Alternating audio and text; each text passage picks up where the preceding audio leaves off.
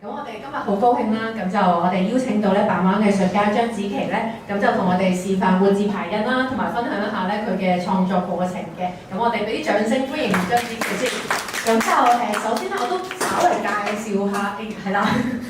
好，大家如果有需要我補充少少先，咁可能啱啱比較遲嚟嘅朋友未必知道啦。咁就因為我哋今次嘅示範咧，咁就為咗大家可以清楚咁樣睇得清楚少少啦。咁就所以咧，我哋就後排咧就冇預備座位嘅。咁但係我哋有 spare 嘅位置，如果有需要嘅話咧，可以同我哋嘅職員講啦。咁就我哋另外咧喺你哋嘅右手邊咧有兩個 tray 嘅。咁如果有重嘅物品嘅話咧，都可以稍微擺一擺低喺嗰邊都 OK 嘅。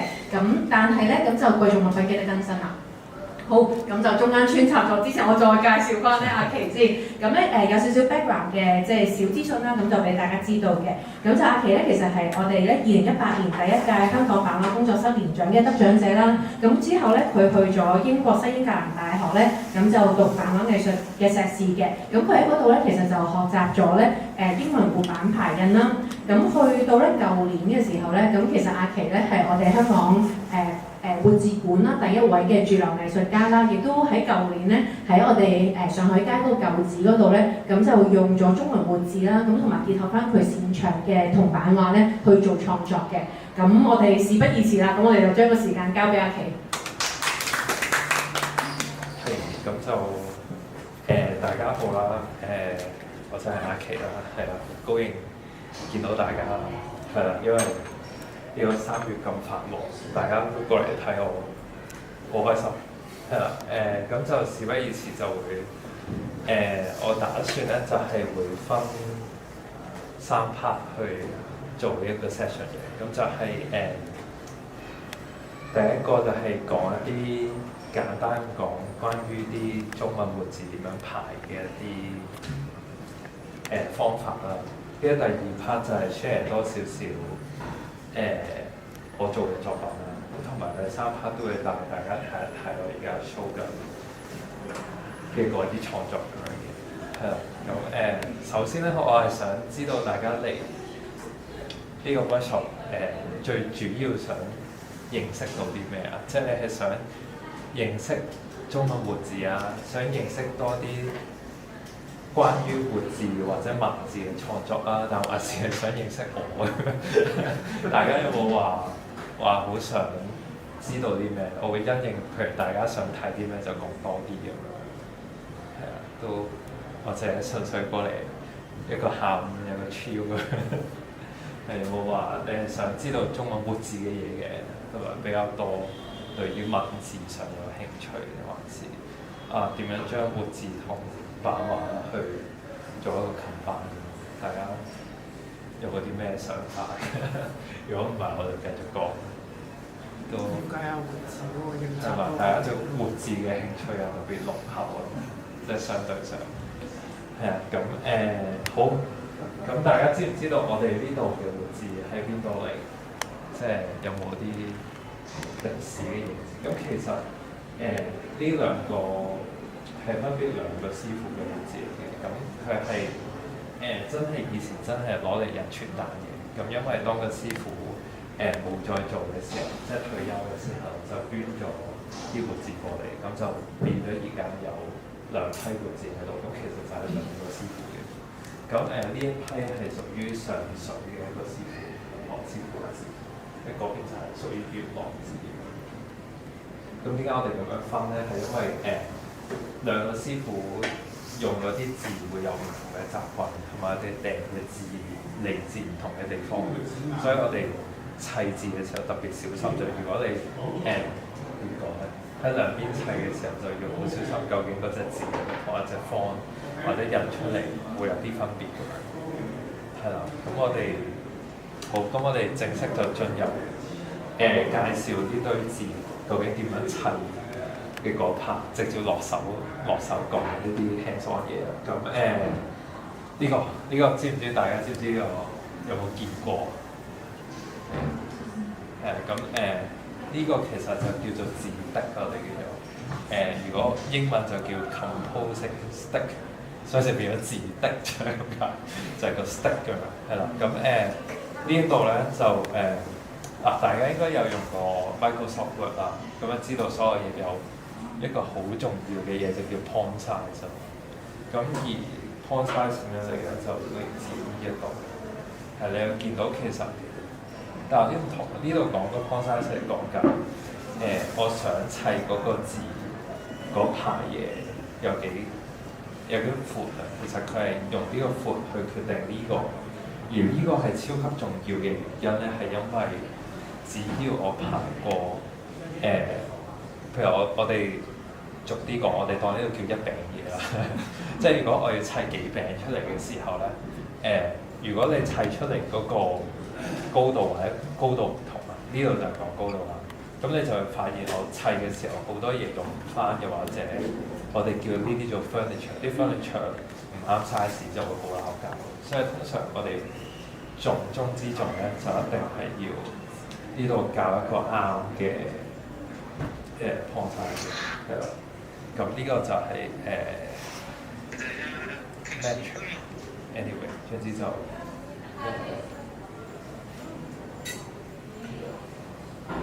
係啦，咁樣呢個就係用喺20咁樣。咁咧，你由頭到尾，你最緊要都要揸緊呢個學佢，係啊，同埋甚至乎我呢度唔會夠排咗成版㗎嘛。咁我有機會喺呢度排，即係要放落嚟，然之後再執再排落去。咁我萬一呢度個學佢喐咗之後咧，咁我成版嘢就會鬆，因為佢嗰個spacing 就會唔同咗咁樣，係啦。好，呢個係其中一個好緊要關於砌個字需要知道嘅嘢。咁但係呢一支咧係做英文嘅文字嘅，但係因為我係英國學咧，我就好中意呢支嘅。但係呢支係屬於中文嘅，係就見到有少少唔同嘅結構嘅，就係因為中文字執起上嚟難嘅位在於佢有幾千個，即係你英文得26個，連埋 capital 都多啦。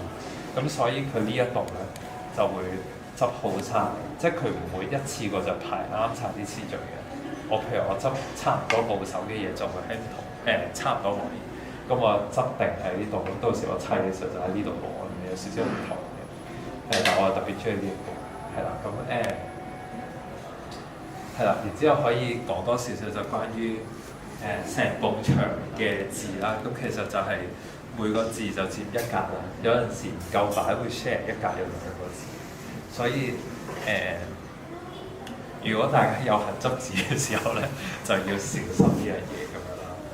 係啦，同埋如果再講多少少咧，就係話究竟我要點樣喺呢個字海裏面揾到我要嗰隻字咧？咁其實咧，呢一個世界裏面有分2樣嘢，就係分常用字同埋出租字。就係出租字就係講常用字以外嘅字咁樣嘅，係啦。咁然之後如果譬如我嘅創作，其實我主要係寫詩嘅，咁樣你就會發現我用嘅字咧，其實好大部分咧都 fall 喺常用字個 category 嘅數嚟，係啊，大家可以，我想試下大家舉個字俾我睇下，我揾唔揾到的字好嗱，的字咧，我哋點樣拆咧？嗱，其實我頭先講咗90%都係常用字嘛，跟住然之後要諗嘅嘢，個的字個部首係乜嘢？有冇人知道的字嘅部首？冇錯，就係白啦。咁然之後，當你有呢個概念咧，你就可以揾到嗰個字。咁點樣揾咧？就係嗱，白字有幾多橫？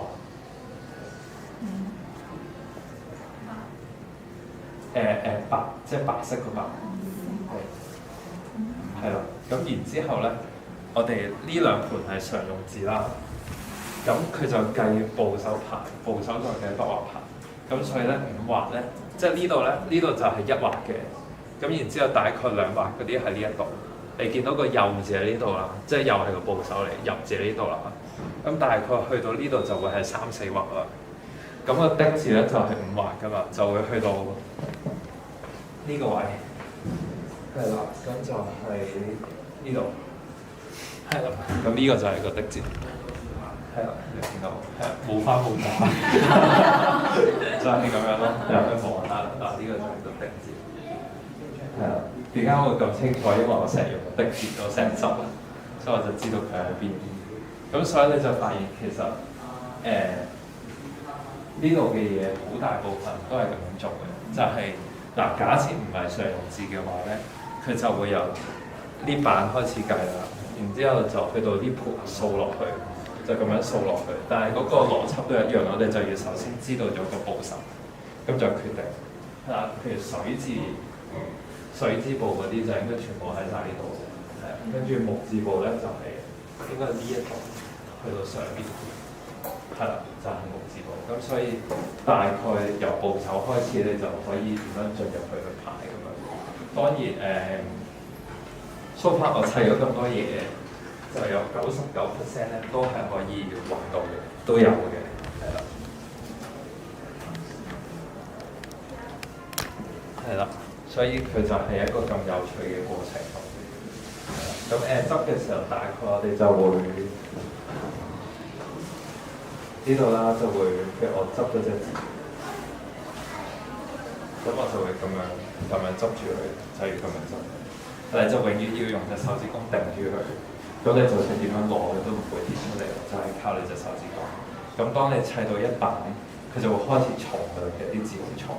咁你砌到一版你就放落嚟，咁你就再執下一版咁樣。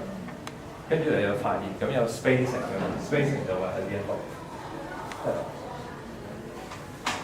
佢就對應咗唔同字嘅大細嘅，係啦。咁你就到時就可以知道靠你知道個字，譬如我呢個係叫五號字，五號字就用翻五號嘅 spacing 咁樣，就係咁樣。大概係咁樣一個概念。我晏啲再擺翻落去，我驚咗佢出。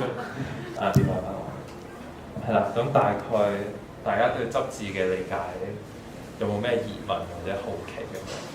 跟住我哋就落點樣排一版嘢。咁就基本上我哋啲 spacing 其實個學名即係統稱就叫瓜打。瓜打個英文就嚟自 quad， 即係 QUAD， 就係講緊。呢一啲就係呢粒就叫 quad， 係啦，就係講緊佢係屬於即係佢排一版嘢，除咗你見到會印出嚟嗰啲字之外咧，其實佢有好多係由呢一啲你當空白嘅格仔組成，係因為你唔似你而家用 Microsoft 咧，我撳個 space bar 咁就有白色位啊嘛，即係你所有空位喺砌字嘅世界，你都要填滿佢嘅。係啦，咁中文字就幸福啲啦，因為中文字所有字都係正方形嘅，咁你砌就易好多嘅。但係如果你英文字就好難砌，就靠好多呢啲唔同厚度。你見到呢個係薄啲嘅嘛？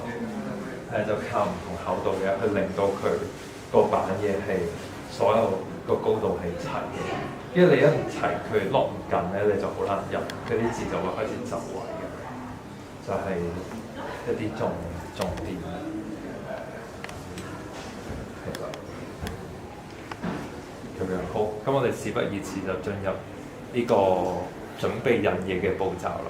係啊，即係當我哋假設我哋呢度係砌好晒啲字，揾好晒啲字，咁我大概一篇就用一日去揾咁樣咯。即係10篇就用10日，其實聽落都唔係好耐嘅，即係唔係好耐嘅，係因為我要散翻啲字，即係又係用翻10日去將啲字散翻入去。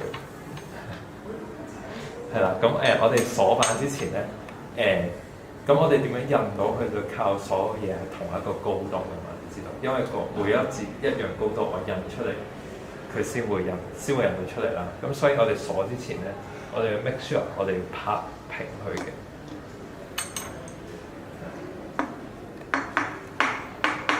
就唔使好大力，但係你就 make sure 拍翻齊嗰粒字咯。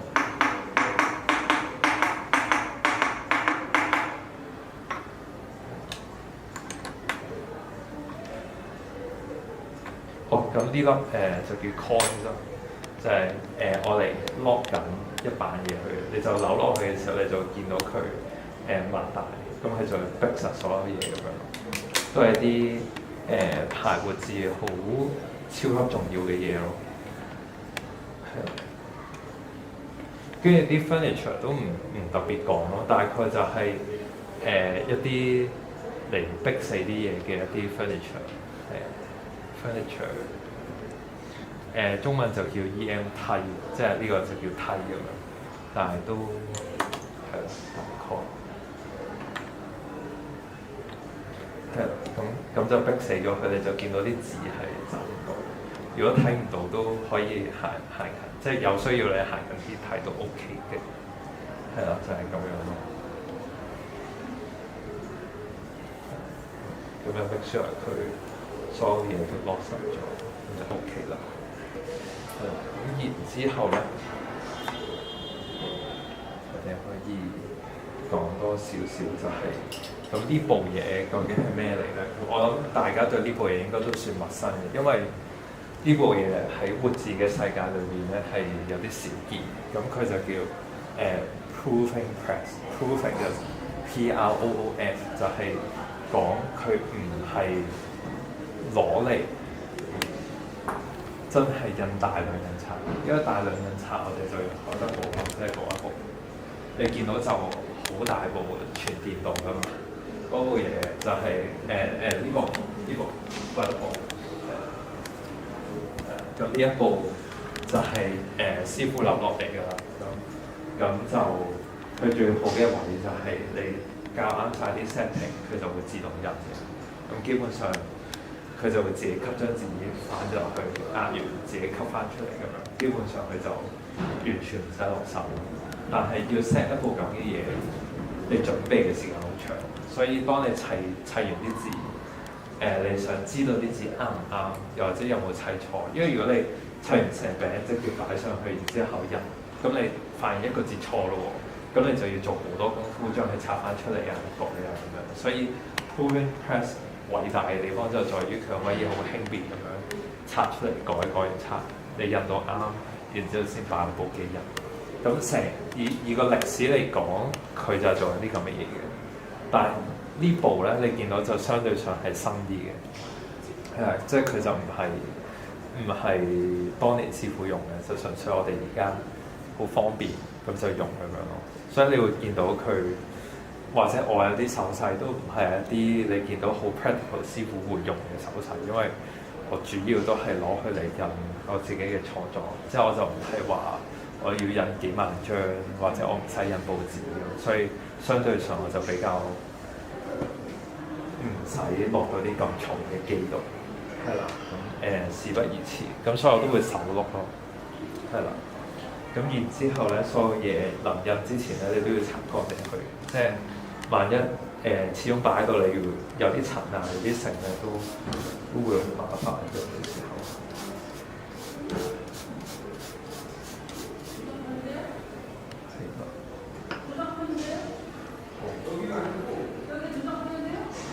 講到咗樣，講到咗我喺度直接講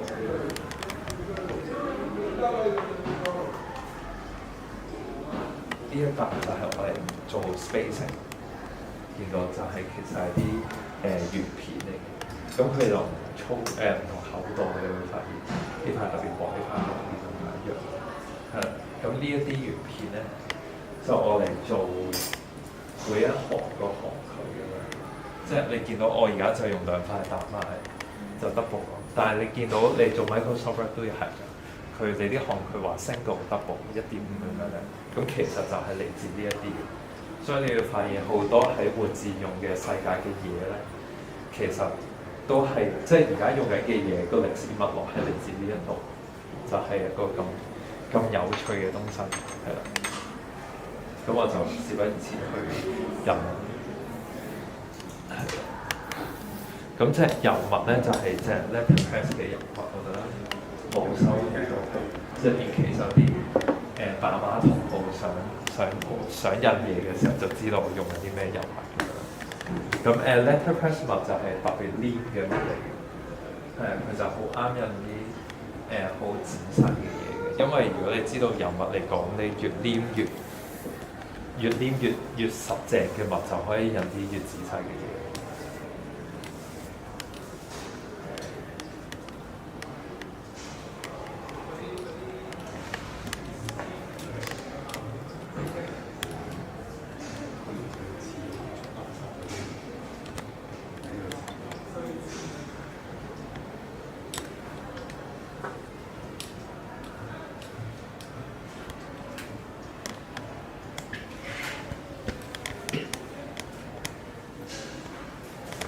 係啦，咁如果大家有需要可以再埋嚟睇，咁點為之上夠油墨咧？你就發現佢上面有層另嘅黑色咁樣，係啦，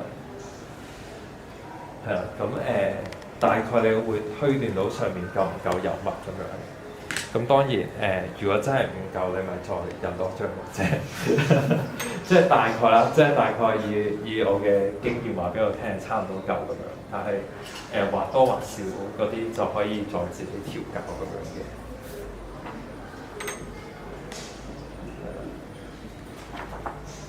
咁然之後咧，我通常會做一個我哋叫package， 就係你當後面有個 cushion 咁樣。咁而我晏啲就會解釋呢個究竟有幾重要。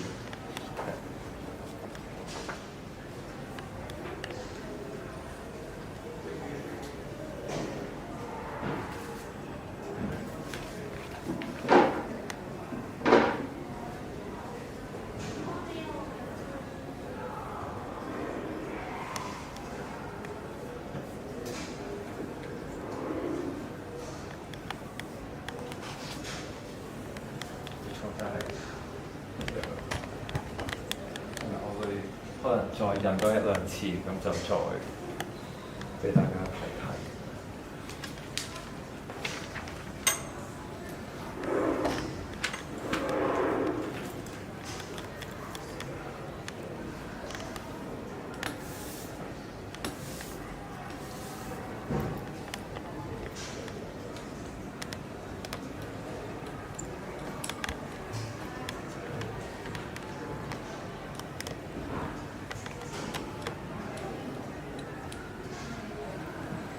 所以你見到相對下呢件事唔係啲話超級快，1秒印幾百張咁樣，因為佢係咯 proving press 就唔係 for 一啲好大量嘅印刷。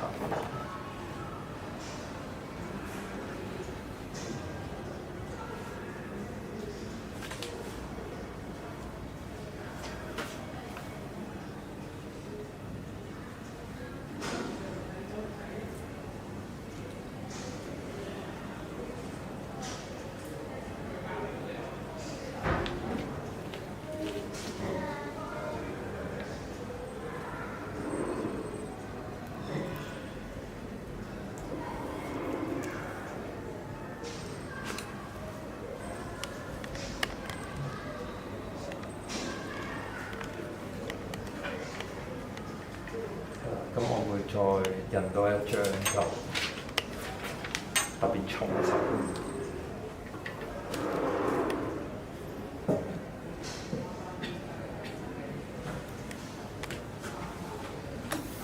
哦，同埋大家有咩問題都可以隨便問，OK 嘅，我可以一心幾用。印報紙有冇呢個手續？即係經過呢個 proofing phase。哦，應該都有 proofing 嘅程序嘅，但係佢最尾印就一定唔係咁樣印，即係咁樣印好慢嘅，你一定係羅布海德堡去印。想問下咧，頭先話要暫緩快印版咧，哦，咁會有螺絲嗰嚿嘢，點解中間仲要加多嗰嚿工字鐵咁嘅嘢？哦，呢個，係。哦，純粹係咁你冇理由排10嚿呢一嚿去逼死佢㗎嘛。咁你逼死其實要一個就得㗎嘛，跟住中間呢個簡單啲嚟講就貨你攝位用嘅，就係我哋計啱個位去攝實佢咁樣。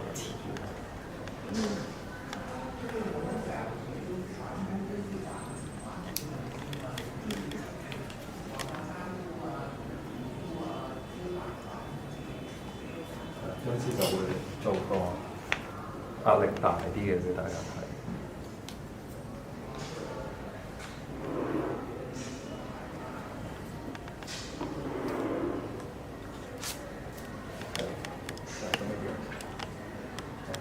可以對比下兩張咧，你會發現啲字，冇㗎，我用英文就個 impression 唔同啊。我唔知啊，我喺英國讀完書翻嚟就啲 terms 轉晒英文。係啊，個 impression 就係講緊大概佢印出嚟嘅大細力啊，有幾實正啊。係有啲微細嘅差別嘅，但係你又會睇得出咁樣嘅。博位係啊，其實同埋啲字，你當好似講嘢嘅大細聲咁樣，嗰啲字係講得實正啲咁。所以喺呢個 impression 嘅世界裏邊咧，就係靠頭先我做嗰個 package，咁個 package 就其實入面嗰啲新聞紙，你係數幾多張去決定佢個 package。咁當然呢個 printing press 本身係有一個減壓力嘅設定嘅，但係係一啲 micro adjustment 嘅世界，即係喺啲咁仔細嘅嘢就靠呢啲新聞紙嘅數量係好關鍵。就係當時我學嘅精髓就係喺個新聞紙度。咁譬如你想真係細力啲，你就唔使成部機推喎，你直接數少一張新聞紙你就可以。係啊，就係咁輕鬆嘅樣。嗱，如果再睇啲字咧，大家仔細睇會發現我呢度有佢有啲特別之處咧。你會見到某幾個字係會實正啲，會大粒啲。咁其實就係嚟自於嗰啲字究竟用過幾多次。如果因為頭先所講呢堆字，其實係師傅度收翻嚟嘅，佢以前係印一啲發票之類啦。你會見到點解某啲字特別粗咧？就係個地球個地字啦，個地字就係地址個地字，所以個地字係用過好多次嘅。就都當係我做 residency， 即係我接觸呢批字去做自己創作，我都發現一個好有趣嘅位，就係你發現砌某幾個字咧特別粗、特別肥，就係因為嗰啲字係師傅成日用咯。所以有陣時我覺得佢啲活字保留住佢以前啲人點樣用佢嘅一啲特質留咗喺入邊。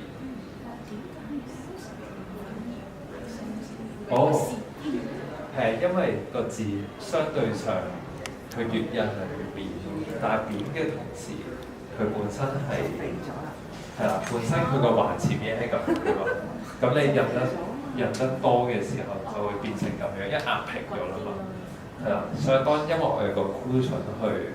即係頭先個 package 出令到佢可以有少少 allowance，就會令到佢印得出呢一啲，所以個結論就係個字會越嚟越肥。甚至乎個日字都係㗎，因為係日期個日咧，你會見到個日字好明顯係會肥咗少少。再望下先。咁咪直到係唔睇個平面而嘅，你印唔到頭先。係啦，同埋都有好多小技巧令個字平翻高佢嘅。係啦，就輕輕做啲手腳剪高佢㗎，係啊。睇翻一個片。係啦，尤其是啲字越嚟越舊咧，你就會發現有好多功夫。幾時需要評估要換嗰粒字？咁都係巧妙嘅。喺評估換唔換粒字嘅前提，係要諗啲字有冇得換。係啦，因為你發現其實即係住呢批字嘅地方都已經唔喺度啦。咁當然我係有啲新住嘅字嘅，就可以望下。咁但係其實唔係同一款字嚟。點個字字係啦，呢個係新住嘅，就喺台灣住翻。你會見到甚至乎啲字體、啲字嘅大細都有少少唔同。係啦。都小心，因為佢會散嘅，會小心。咁你就會發現咁當然我盡量保留呢一批字，即係我想用佢嚟做創作嘅前提，你要明白佢會有一啲遺傳咗落嚟嘅一啲特質喺入面。想問以前你注啲咁細粒嘅字，即係佢係佢有個帽㗎，佢有個銅嘅帽。跟住咧先進啲機咧就會飛，即係有個帽，然之後就飛啲鉛入去，咁就高速冷卻，咁佢就卡咗一字出嚟。咁係有部機去做嘅，當然係有手住。嗱呢一批就一定係有部機，即係有個銅嘅帽，咁就射啲鉛嘅物料，係咁呢啲都係鉛嘅字嚟嘅都係就咁樣卡出嚟。咁而嗰堆帽咧，早期啲係手挑，咁而係如果晏啲有機會參觀入面個展覽，都會有啲銅帽嘅真跡喺入面，係咯，就大概係咁樣。即係早期係用鉛，後期用銅。唔係銅係嗰個帽，帽係啦，個墨即係啲字就係個鉛，係啦，係因為嗰個銅嘅物料硬淨啲，所以相對上個帽就一定係用銅去做，係啦，咁就。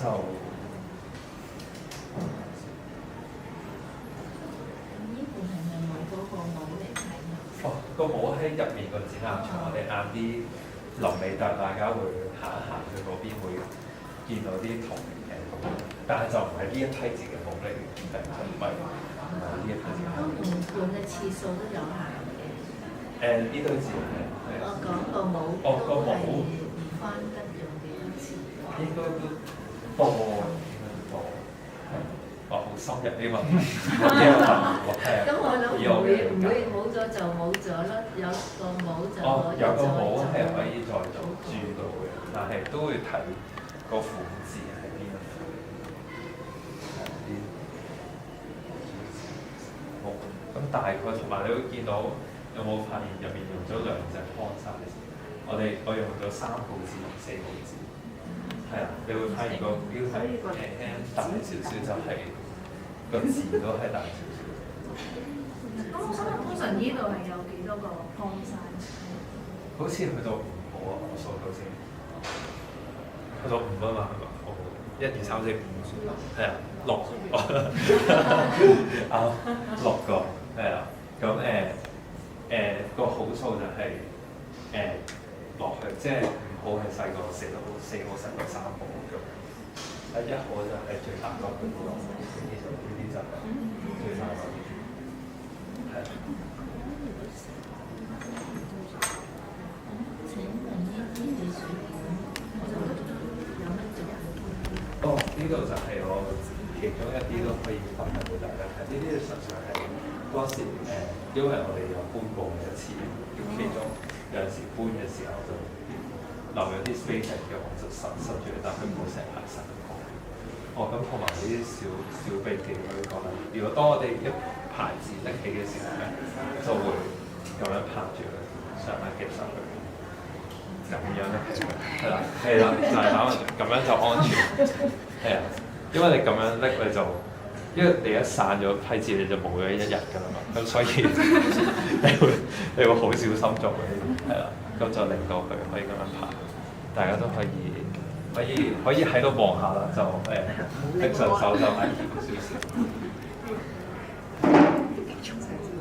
都重嘅，大家都可以輕輕感受下，都重嘅。呢個正字係咪即係夠鐘啊？個正字係咪夠鐘啊？應該咁嘅。哦，冇錯。你有冇發現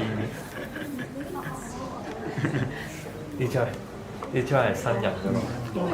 我換咗個正字嘅。我換咗。係啊，因為我今朝發現到個正字都係啊，你會發現有陣時佢印得多就係有少少呢啲情況出現。我同埋頭先所講，如果食咗少少。係啊，有張重手啲嘅，睇下先。係啊，喺嗰邊。緊要，我哋晏啲睇咧，佢有一個幾浪漫嘅講法，就係講關於個字印幾大力，係啦，以一個理想嘅師傅去印字嘅時候，佢就會講啲字啱啱好掂嗰張字，即係佢就講唔多唔少掂到佢咧。我哋有個學名就叫做 kissing， 就係啱啱掂到佢嘅，係呢個好浪漫，我覺得。但係你會發現係啲咩咧？就會見到你有冇發現呢一張特別重手嗰張咧？你後面係會摸得出，輕輕佢有少少凸起咗。而你摸呢張你會發現係啊，就係睇佢嗰個 embossing 嗰個重手嘅程度。咁點解啲師傅會好強調呢樣嘢咧？就係因為關於啲字可以印幾多次。即係你會發現，當你個 embossing 越大力嘅時候，就代表嗰啲字嘅損耗係越快嘅。所以如果一啲好正統嘅師傅會好講求嗰個 kissing 要做到啱啱好，咁你就可以令到啲字嘅壽命 keep 到最耐啦。咁樣係啊。咁當然，我覺得去到我哋而家再去審視呢個工藝嘅時候，我覺得呢一個走盞位係相對多好多。即係你可以用好多唔同大細力啊呢回事去做唔同嘅創作咁樣。但係對我嚟講，我都係中意啲啱啱好，因為啱啱好印到隻字會印得佢最 sharp、最靈活咁樣。就我覺得係印翻嗰隻字當你挑嘅時候想追求嘅嗰啲感覺。好，咁我哋想問你排嗰啲字咧，係咪？揀啲字有冇技巧嘅？即係點？你抽出嚟？點樣拎出嚟？佢有個鉗㗎。當然如果你真係好仔細睇咧，你會發現佢喺入面有個排法嘅。咁4號字就會排最底，跟住咧就會排譬如3號字喺呢度。咁因為4號字啱啱好4粒咧，就會擺滿一行。咁所以佢所有嘢大概個排法你就唔會話排4號、1號、2號咁樣，就一定係4號一排，然之後3號可能隔2個6號嗰啲隔離，即係佢就會用定個位嘅。咁你攞嘅時候，一啲容易啲攞嘅你就咁攞都得嘅。但係如果你話真係好小心攞出嚟，都可以咁樣攞，咁樣都可以攞。係，即係當你個格質都好密嘅時候。係咪講點樣攞出嚟？係，同埋特別要小心就係、有陣時佢一格會擺2隻字。咁呢個出現咩問題？就係砌完啲字，你會發現你砌錯咗咁。所以都要特別小心咯。同埋如果你問我嘅話，佢上面會講佢呢格係咩字，但係其實佢未必 exactly 係嗰一格，大概係周圍咁樣。咁所以我睇嘅時候就會睇住嗰啲2號字，即係睇啲大粒嗰啲，隻肉眼會望到佢係咩字。咁你知道嗰一格啱啦，你再揾嗰一格細粒嗰啲，就一定係咁樣睇。因為你好難直接睇細粒嗰啲㗎嘛，你一定係睇大嗰啲係啲咩嚟。咁你就知道呢一格有啲咩，你就執細個粒出嚟咁樣。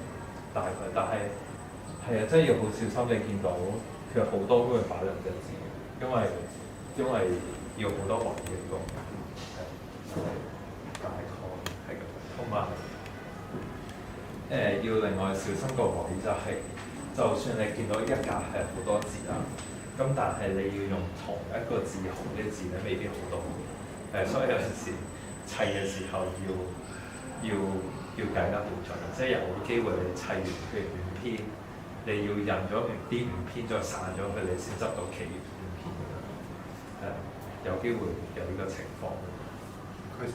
係最主要。師傅講你想要有一個，我就係話，譬如我砌咗10篇詩先算啦，係有一個字我揾到，係抽屜個屜字，揾到抽屜個屜。最尾我嗰次改咗係個類似櫃桶咁樣，有個桶字咁樣，因為揾唔到，係啊，都有一次咁樣，但係我覺得比我想象中佢齊嘅，主要佢係好齊嘅，其實係啊。其實總共有幾多個字？即係幾多個字？呢個圖係我諗3000幾啫，幾多個字？佢 total 有幾多隻字啊？呢2排加埋嚟嘅話咧，全部字粒你不如大家估下，大家想估下。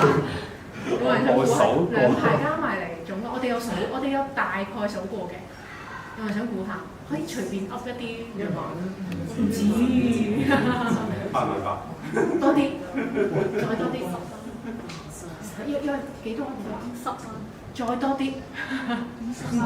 咩？幾多？20少啲啲，咁咧我開估啦。咁咧呢度兩排加埋咧，其實係差唔多17萬嘅。咁當然啦，因為唔係17萬，即係嗰個字咧係會重複嘅，即係譬如話佢嘅字好唔同啊，或者係啦，咁就係個字粒咯，係啦。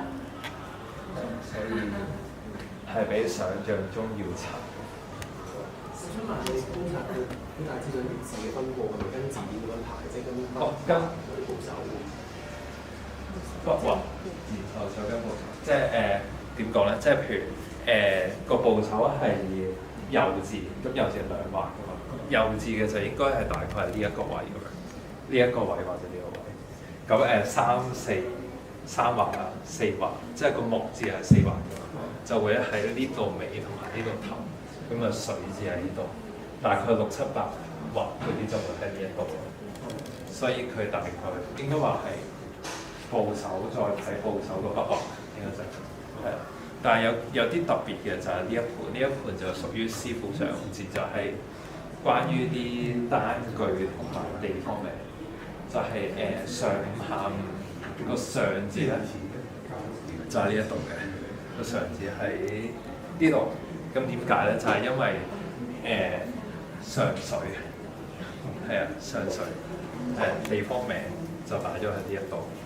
跟住圓啊、角啊、分啊、號啊嗰啲大概會喺呢一度，跟住年月日都會喺呢一邊，係呢度年月日喺呢一度，係啦，就會有一啲單句常用字，佢就會抽佢出嚟擺喺度嘅。咁所以譬如我揾個話，説話個話就揾咗好耐，咁就發現原來佢擺咗喺電話嗰度，係啦，即係佢地方嘅地就係地址個地嘛。咁佢會有一啲呢一啲同啲字有關嘅原因而 group 埋咗一齊擺咁樣，係啦。大家對於印嘅方面仲有冇啲咩大問題，或者有啲咩好奇都可以問我。如果唔係，我哋就會再落下一 part 就分享啲創作多啲嘅。我想問咧，如果用中文字，可唔可以用呢一部機？哦，可以㗎，完全點講咧？可以啦，可以。type 派我哋講緊個字嘅高低會有啲唔同，可能，但係只要你係譬如你成版都係嗰隻中文字，咁應該冇乜問題。想問下咧，點解嗰啲字你話整咗成日嘅？咁我哋哦，點解要排成日？排嗰啲報紙咁咪有排咗？哦，我唔係日日執開嘛，唔係，但係真係冇咁簡單，即係除非你問我眯埋眼我都知喺邊，咁我就執得快啦。但係我始終要揾咧就爭好遠，所以都係一門學問嘅。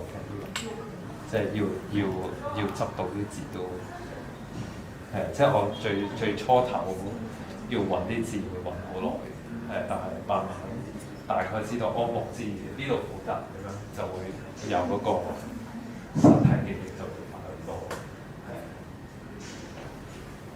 嗰啲同埋嗰啲喺下面啲都好難揾。OK， 好，跟住就可以。有啲小分享，大概呢度就係、其中一篇啦，我做嘅。咁我哋最尾咧，我就帶大家睇埋，我有另外9篇就會喺個展場入邊嘅。咁我喺呢度之前咧，我今日咧就帶咗一個 portfolio 嚟，就係一啲喺英國做嘅一條 piece，就特別。絕密分享，因為係唔喺展場入邊嘅，係實在我今日帶過嚟嘅咁樣，所以有機會睇到嘅平時。咁都都可以我擺啲喺度，但係要拎上手咧，只要隻手乾淨都得。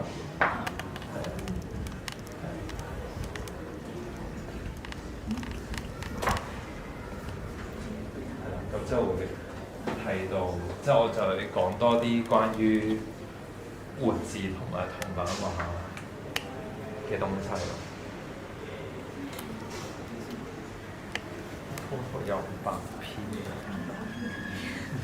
字係影印，幅圖係就係銅版畫，就係頭先講嘅。其實我喺學活字之前，即係我嘅身份係一個做銅版創作嘅人嚟嘅，所以銅版就係啲版畫嘅方法嘅統稱，係一個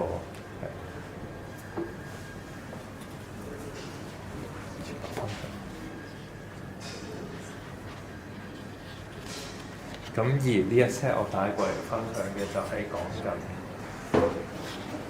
喺英國嘅冬天啊，入面寫嘅嘢都係即係呢度有8首英文嘅詩啦。咁呢8首詩都係用當時都係用活字排嘅，咁就喺英國嘅時候印嘅咁樣，都可以睇下。但係呢一 set 就真係我完全第一次做排英文字，即係第一次排活字，咁所以咧，我有啲好緊要嘅教訓喺入邊吸收到嘅。咁就係入面係會有錯字㗎，唔知大家留心啲就會發現係有錯字，就係一啲砌活字嘅教訓。係啊，因為如果大家諗就係、其實我所有字係左右調轉嘅。咁而喺英文活字嘅世界，有啲字係好危險嘅，就係、個 B 字到個 D 字同個 P 字係好容易搞亂，所以你就會發現有個 D 字點解擺咗個 B 字落去嘅咁。咁當然喺嗰個活字嘅 chase 我哋叫做，即係喺嗰個個字櫃入面，你會每一格係放唔同字㗎嘛。咁但係你執嘅時候，你唔會發現原來D 嗰格原來擺咗個 B 字喎，你真係點睇都睇唔到。係啊，所以就會有陣時D 字呢一格就執落去，咁最尾就會有1-2個字印錯咗。同埋你會發現有機會佢可能覺得字呢一盤明明係譬如 Times New Roman 咁樣先算，佢擺咗隻另外隻字體入去嘅話，你唔印出嚟，你都唔發現。所以就係 proofing 嘅重要就喺呢一度，所以都係要 proof 清楚。呢度啊，喺呢度 A-M-B 呢個係啊，俾我見到係啊。咁執英文字容易啊，執中文字容易啊？中文字。英文字執得快，但係大家有冇知道咩叫 justification？ 就係、如果你撳 Microsoft Word， 你有冇發現？我嗰版嘢我可以拉晒佢，然之後撳一個掣，咁佢就排得好靚㗎嘛，佢就會逼翻啱啱好㗎嘛。咁而呢一度咧，我都有做 justification 嘅，你會見到發現呢度所有嘅嘢都係齊齊齊。咁呢樣嘢係點樣發生咧？就係、靠譬如我砌咗，就係、我攞個條，我就砌咗我20 point， 咁我就砌啲字入去啦。咁我砌到最尾發現，呢度剩翻可能6個 mm， 咁我要點樣去逼換呢6個 mm？ 我就喺中間嗰啲 spacing 抽翻啲薄嘅出嚟，換翻啲厚嘅出嚟。咁有陣時就可能1個薄1個厚，有陣時就2個薄，有陣時1個中間1個厚，就係、靠呢一個方法令到每一行都係啱啱好。所以點解英文難砌就係個 spacing。咁點解中文易砌就係因為每一粒中文字都係正方形㗎嘛。咁我砌起上嚟係差天共地，就係、最難砌呢樣嘢。同埋英文字有啲特別嘅位咧，就係、如果大家打緊個 software 有個奇妙之處咧，你打個 F 字同埋個 I 字，你一打出嚟嗰瞬間咧，佢就會黐埋一齊喺個 Microsoft Word 入邊。因為你會發現，如果你就咁排嗰啲字，如果你 F 字同 I 字排出嚟，你整體望落去個字會揀得好開。所以當砌呢啲字係啦，個特別之處。哦，係啊，就會有呢一啲問題咯。你見到有啲，你見到兩個 L，兩個 L 應該唔係，呢啲 F 同 I 黐埋一齊嘅時候，佢有住咗另外一粒，即係 FI 嘅一粒，即係佢唔係 F 同 I 拼。黐埋咁樣啦。係啦，係啊，有一粒叫 FI，係啦，就會有呢啲。係啦，FF 都係啊，即係 FL 都係，即係佢有一啲，你會見到04有一格好奇怪，點解 FI 住埋同一格咁樣，就係有呢一啲奇妙之處喺入面。有嘅，但係我唔知揾唔揾到。係啊，FL 你見到黐埋到，就係一啲，就係一啲。咁標點符係咪另外一級？就另外執出嚟講，但係標點符就冇咁難執。哦，同埋個 title 叫 small cap 就係細粒嘅大家字，就係、通常用嚟做內文嘅 title 就係用 small cap，就係呢一個。咁 small cap 又係另一粒字，即係又唔係 capital，又係係咯，就係 small cap 大概。同埋再講一啲概念上多少少。頭先講就係呢個，就係講一個係英國時嘅冬天。咁如果大家有去英國，會發現4點就天黑咁。你會發現即係我起咗身，諗住做嘢嗰陣，已經天黑到喎。咁係咪要翻屋企咧？即係就會有一啲我統稱為夜晚嘅風景，就係你會發現。我一出到去就，譬如我搭車啊，或者我去學校啊，又或者學校翻嚟啊，都好似經常就生活咗喺一個夜晚嘅地方度。咁所以呢一批就係有呢一個靈感，或者俾樣嘢啟發到，就睇一啲好多喺夜晚時嘅風景係點樣嘅。咁其實好多城市嘅風景。呢個其實就係一個高速公路旁嘅一個路牌，因為尤其是英國，譬如我係喺 Bristol 嘅，咁我 Bristol 搭去倫敦個程車係3個鐘咁，然之後個3個鐘嘅天黑度，其實就係喺個好黑嘅公路度，耐唔時可能3分鐘有個路牌飛過，咁啊等3分鐘有個路牌飛過咁樣，咁其實成程車就係咁噶啦。你唔會知道你搭到去邊，因為你搭2個鐘隔離都係草同埋樹咁，係咁，所以就係因為呢樣嘢想做咗呢張漫畫出嚟咁。而嗰首詩係啊，嗰首詩都係講一啲喺好長嘅夜晚裏邊，可能一啲燈光同埋一啲發光嘅嘢，都係一個太陽咁。入面就講緊。可能係一個好長嘅夜晚，點樣去掛住一個太陽？大概係咁樣，係都可以隨便過嚟望望，咁都可以有咩問題都可以發問。咁同漫畫就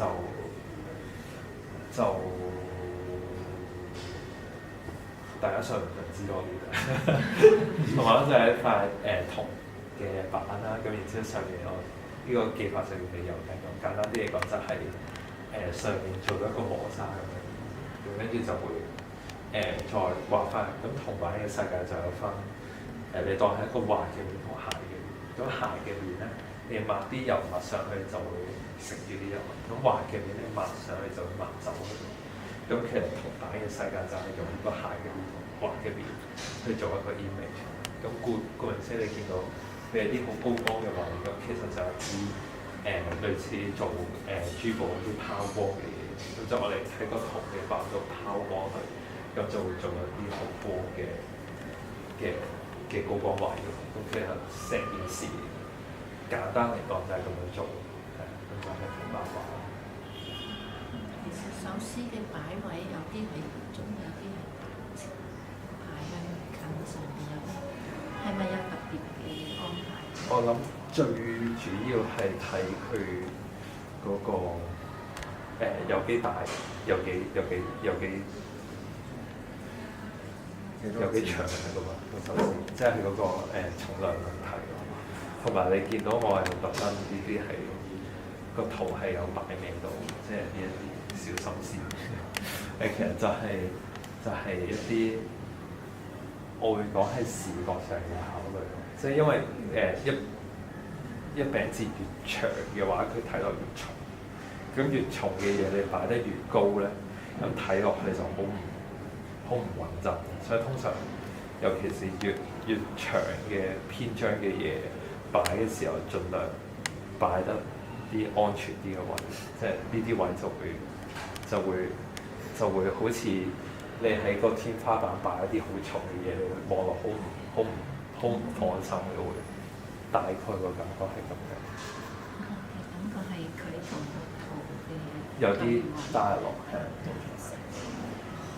想問下咧，溫度對於你嘅印刷有冇啲咩唔同？即係有英國咁凍嘅地方，你印嘅時候同香港熱啲，會唔會印刷上有分別？定還是其實都冇乜溫度冇乜影響？睇印啲咩？反而活字上嚟講咧，嗰隻油墨係穩定啲，因為佢屬於啲好黏嘅油。但係喺銅版上嚟講就關係大，因為銅版上如果你你知道嗰個印刷其實佢係一隻好薄嘅油墨嚟，因為呢個係單色㗎嘛，但係單色點做漸變就係靠個油墨嘅厚度㗎嘛。咁而油墨嘅厚度同個溫度個關係會大啲。即係簡單啲嚟講係點樣做咧？即係當喺啲咁凍嘅地方，你想抹去嘅時候，因為你越凍嘅地方，啲油墨就會越結，越黏嘅油墨抹起上嚟咧，個 contrast 咧就越高。咁如果呢樣嘢你點樣 balance 就係喺啲印嘢嘅 studio，你會有一個好大嘅 heat plate，我哋叫就係一個發熱嘅平面，咁你就會擺呢塊板喺上邊去抹上油墨，令到個油墨個溫度唔好太低咯。但係活字嚟講，我覺得唔算分別得咁大咯，呢個溫度嚟講。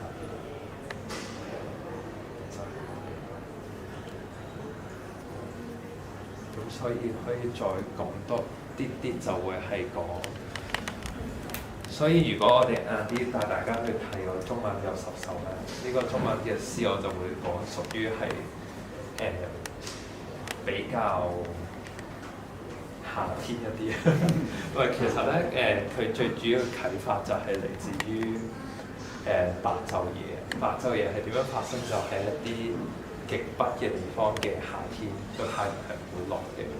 咁而呢個唔會落嘅太陽就好似同呢個成日都見唔到日出嘅地方係兩個極端咁樣先算。所以呢一 set 係我嘅形容就係冬天嘅詩意，呢一 set 就係嗰個白晝夜嘅詩咁樣咯。你會見到譬如呢一首係講啲咩咧？呢首係講喺英國我遇到個車站嘅鐘啊，即係車站有鐘好明顯啦，但係嗰個車站嘅鐘係冇啱過個時間，即係佢唔係話譬如我而家1點，佢係12點半，即係都唔係咁樣，佢係譬如而家1點啦，嗰個車站嘅鐘係7點咁樣，你都唔知佢係快咗定係慢咗咁樣嗰個鐘，所以我就望到因為我每日都經過嗰個鐘咧，我就諗。其實佢會唔會係另一個時區咧咁樣？因為佢又唔係唔準嘅喎，佢淨係差咗個6個鐘，但係即係佢唔係快到㗎嘛，又唔係慢到，佢只係唔啱㗎嘛，係咯。咁所以我就係受到嗰個鐘嘅啟發，就寫咗篇。我會唔會喺呢個鐘嘅影裏邊就係屬於另一個時區？咁其實咁因為你諗另一個時區嚟講，佢係啱嘅嗰個鐘。咁所以其實可能我話我點樣最快踏入另一個時區，就係其實踩喺佢嘅面度，咁我就好似去咗另一個時區咁樣。咁大概呢啲詩都係嚟自於一啲時間啊、日落日出啊，即係呢一種好模糊嘅界線去寫咁樣。大概就係咁樣。好，大家仲有啲咩好想問我都可以隨時發問。畫咧係咪都係參考類似菲林嗰個 feel 嗰啲？哦，係啦，呢個問得好，因為呢個就係呢個銅版畫嘅魅力。因為你知道嗰個銅版上面，灰度係點樣嚟？灰度係嚟自於佢好細嘅一啲嘢。咁所以點解有嗰個叫火感，就係嚟自於嗰個你會見到，我想做灰度，我必須要有啲散啲嘅點，即係佢好密嘅點就係黑色㗎嘛，即係喺個微觀嘅世界，而灰色就係靠嗰個人頭髮上面疏啲嘅點去做，所以點解佢？我覺得我唔係話我想追呢個影相嘅火感，而係調翻轉佢銅板裏邊有一啲語言好似上，而我攞咗嚟用嗰個講法就係咁，係一啲畫入面嘅語言都係一種語言。印嘅油咧係咪唔同嘅紙質你都會同一種油，定還是會歐油紙或者其他紙？係好問題，好問題。我覺得以我嚟講 letterpress 嘅墨咧係好緊要，因為佢夠黏。但係如果以紙質起計咧，我嘅取態係佢可以吞薄，即係吞薄佢係咩意思咧？就當你印嘅時候，你發現嗰個紙個墨好厚，咁就令到啲油墨以微觀世界好難壓上嚟。咁有啲做法，一咧就係你可以濕咗張紙嚟印，濕咗張紙令到佢嗰個纖維鬆咗嘅時候就容易印到。但係如果牛油紙，以我嘅經驗，牛油紙係啲其實冇乜紙嘅纖維㗎嘛，佢係啲膠質好重啲。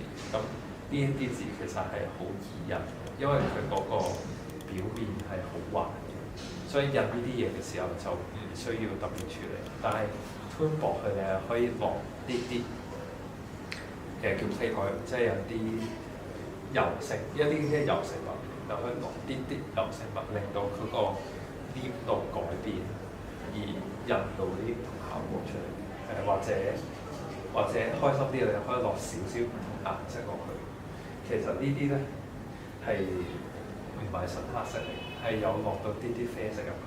咁當然好細嘅啫，所以佢大概係暖啲嘅黑色同埋冷啲嘅黑色咁樣。呢一堆黑色係有啲叫 burn 線啊，即係啲黑色啡啡哋嘅皮紋喺度，所以佢望落去我叫做暖啲嘅黑色咁樣，大概係咁樣。呢但係唔係越滑嘅紙係越難印，咁咪好容易走花咯。即係好似你啱啱攝紙攝入去嘅時候，其實唔係好驚已經壓到。唔係㗎，佢擺落去唔係靠嗰個紙嘅鹹去完成嘅，係靠你感想。佢唔會話因為張紙鞋啲咧，所以難啲就係未至於。同埋因為油墨係有啲黏度，所以其實你印嘅時候，嗰個油墨係可以幫你令到佢好係一個好啲嘅畫。但係個前提係都關於格機事嘅，因為呢一格機點講？嗰啲叫照相，即係佢有個鏡喺度嗰啲咧，係夾落去嘅。咁嗰個動作就會令到你好容易走位嘅。所以係紅色嗰個叫阿丹娜同埋海德堡都係一個特別容易印活字嘅機啦，因為佢係嗰個動作係壓落去而唔係滾落去，所以滾落去係 proven press 嘅一笪嗰啲係咁樣。好，咁我哋而家個進程咧，大概會有少少嘅休息，咁大家會有一個問卷可以做，咁 OK。